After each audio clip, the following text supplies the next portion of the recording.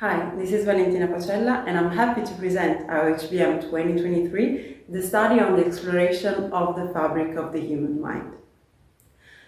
Most of what we know about the brain-cognition organization has been derived from fMRI studies. And the reason why we love fMRI is that it links task-based activation to a specific cognitive construct. However, if some functions seems to be segregated in the brain, others seem to rely on common brain structures. Moreover, the recursive validation of experiments and theoretical conceptualization of cognitive construct hinders the exploration of new cognitive functions that are still encountered in the clinical practice.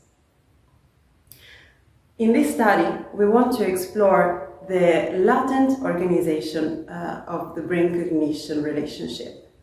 And we wanted to quantify the degree of reliability of the cognitive function studied by fMRI so far.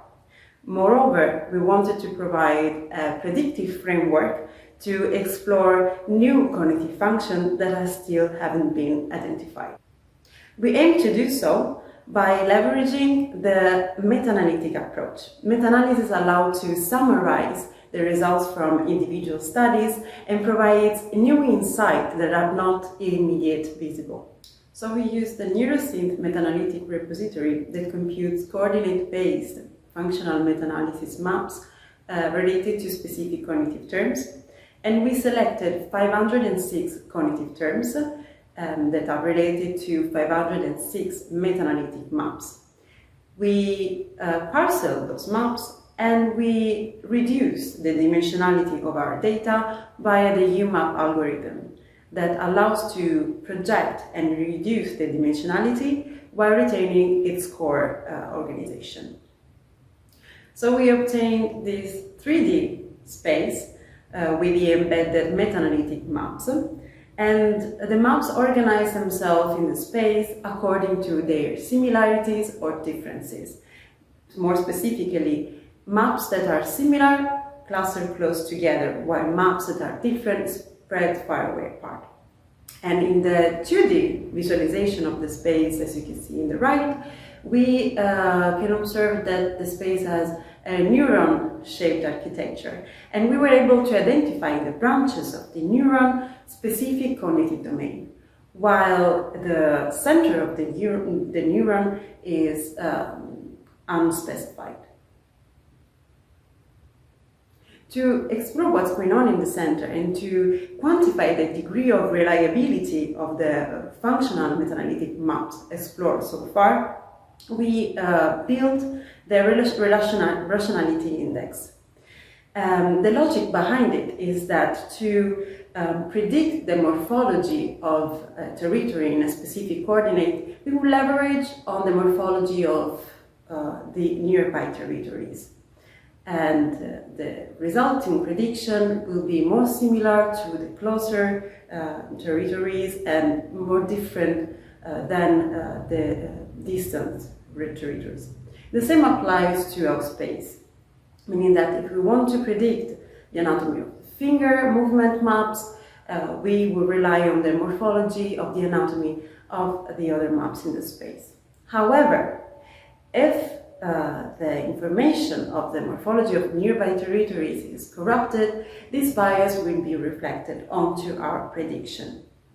And the same applies to our space, meaning that if we are leveraging studies that have no control task or have been poorly theorized, this bias will reflect onto the anatomy prediction of our map. To quantify the relationship between the maps, we computed Euclidean distances between each and other maps of the space. And we use these Euclidean distances as independent variable in as many models as the number of our maps. Our rationality index will be then the correlation between the original and predicted map.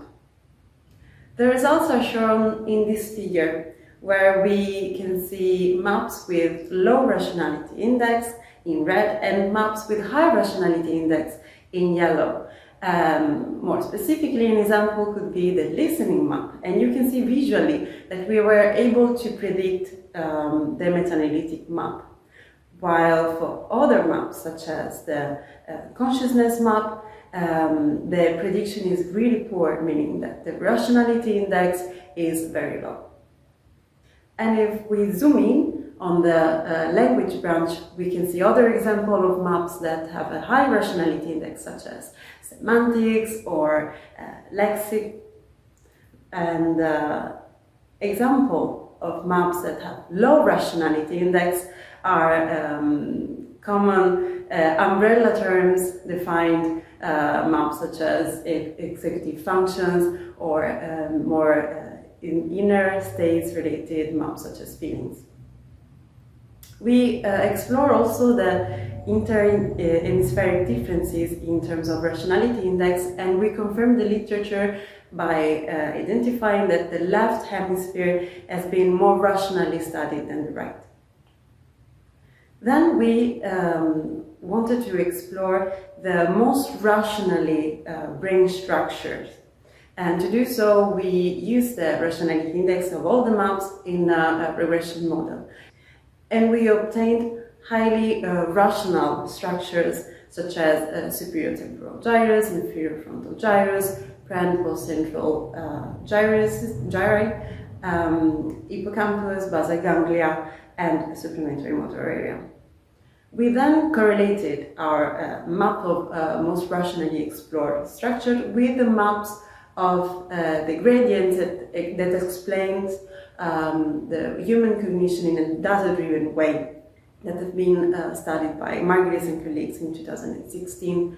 And we saw that our map highly correlates with the gradient 1 and 2, meaning that our structure that have been most rationally studied are actually unimodal brain structures, with some exceptions, such as supplementary motor area or inferior frontal gyrus, that are more higher order cognition related structures.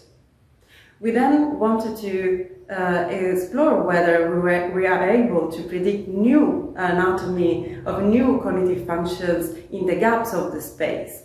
So we used new meta-analytic maps that are not included in the brain cognition space, that are derived from NeuroQuery and NeuroSynth, and single fMRI results from single fMRI studies derived from NeuroVault.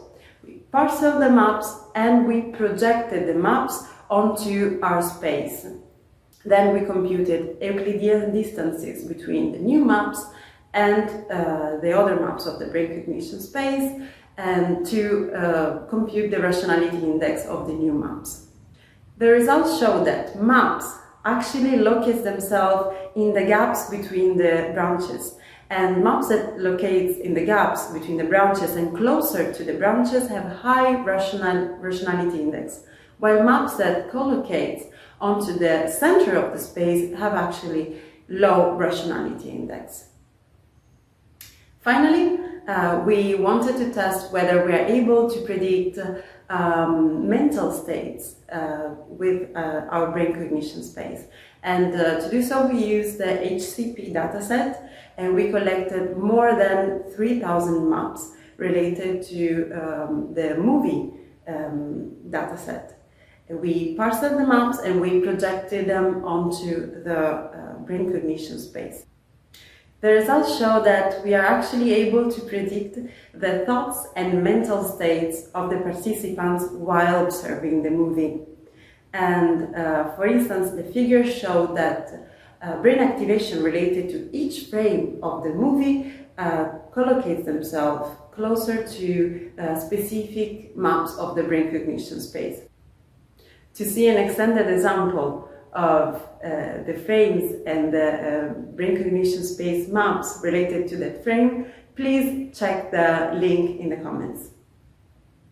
In conclusion, we were able to unveil the latent organization of the brain-cognition relationship that has a neuron-shaped architecture. And we also quantified the degree of rationality of the thus far explored functions by fMRI. Finally, we provide a predictive framework to explore the anatomy of new cognitive functions and to test the reliability of new fMRI studies. I want to thank my collaborators and thank you for your attention.